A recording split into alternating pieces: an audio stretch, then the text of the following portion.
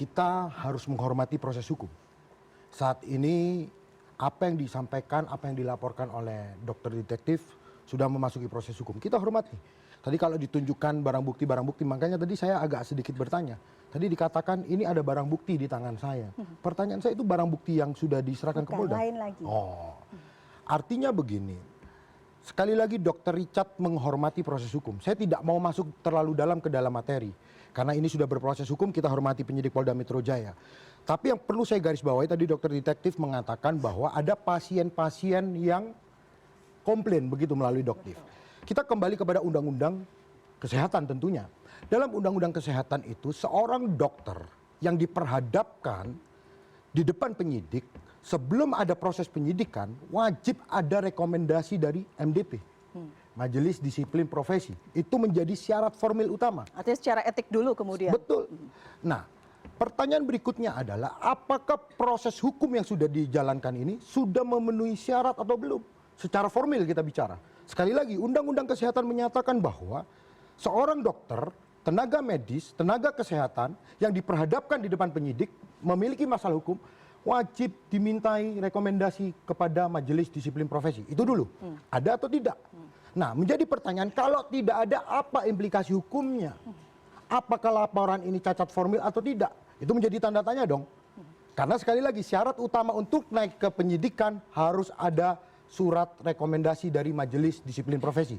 Bukan saya yang ngomong, undang-undang yang ngomong nih. Itu pertama. Kedua, tadi sekali lagi, Dr. Richard ini berprofesi sebagai seorang dokter. Dalam undang-undang kesehatan, seorang dokter yang diperhadapkan dengan hukum itu harus dikedepankan dulu proses mediasinya. Itu di pasal 310 Undang-Undang Kesehatan. Pertanyaan berikutnya, kita bicara formil nih, saya tidak mau masuk ke materi dulu. Saya bicara formil. Apakah pernah dilakukan proses mediasi? Sekali lagi, sama-sama dokter. Kalau sama-sama dokter, ada ruang-ruang lain yang bisa diselesaikan tanpa harus melalui proses hukum terlebih dahulu. Apakah pernah dilakukan proses mediasi tersebut? Itu dua hal. Saya belum mau masuk ke materi ini ya. Lalu berikutnya, tadi dokter detektif mengatakan ada konsumen lain menggunakan kalimat konsumen. Tadi menggunakan kalimat pasien, sekarang menggunakan kalimat konsumen.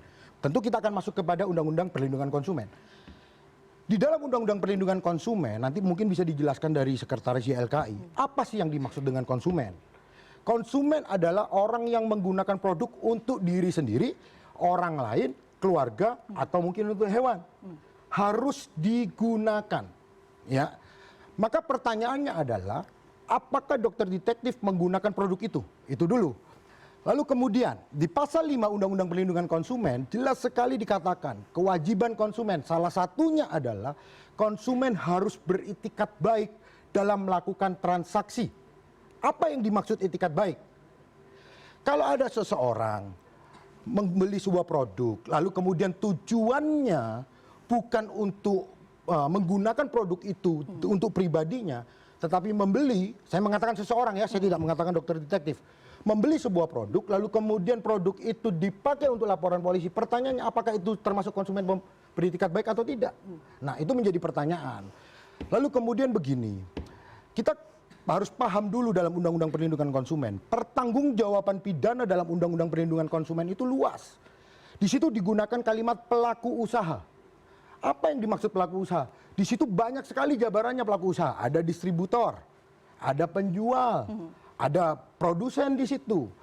Nah, dalam kasus ini, saya sedikit masuk kepada materi. Dalam kasus yang dilaporkan ini, ada beberapa produk yang dibeli bukan melalui platform resmi. Artinya dibeli dari pihak ketiga. Saya kasih contoh. Sebuah air mineral, saya jual kepada mbaknya. Lalu oleh mbak dijual lagi kepada dokter detektif. Ini contoh. Maka tanggung jawab pidananya sudah beralih. Karena yang menjual adalah mbak pihak ketiga. Dan sekali lagi begini, di dalam Instagram resmi, platform resmi itu selalu dikatakan tidak boleh membeli daripada di luar distributor yang ditunjuk resmi.